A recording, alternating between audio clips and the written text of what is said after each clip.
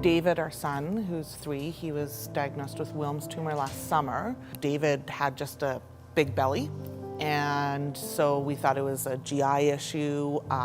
He wasn't eating as much, but he was still eating. We went and were playing at a splash park just right by our house.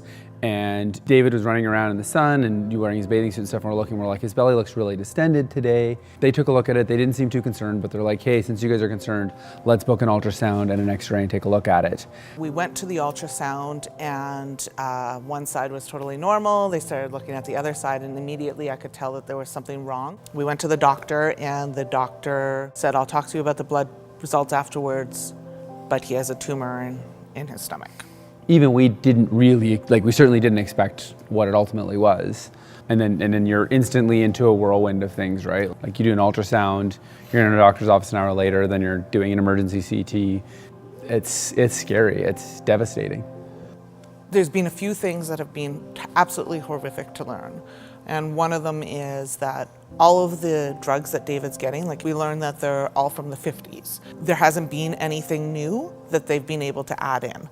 There has been a bunch of research in Wilms tumors, and so they've really, what's refined interesting, the protocol. Yeah, when you read the protocol over the history, one of the main things they've done is start to pull back on the amount of chemotherapy.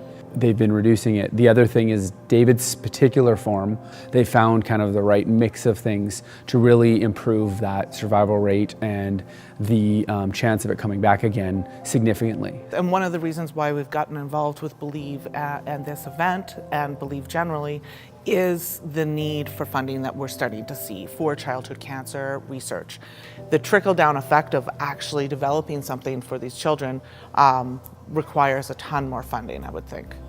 This is not something that affects a certain socioeconomic class. This is not something that affects a certain type of people. This is not anything. We're all in it. We looked at a bunch of charities. For us, Believe is something that is grassroots, is something that is for frontline what kids need now. It changes how they're able to function during the day and be there for their child.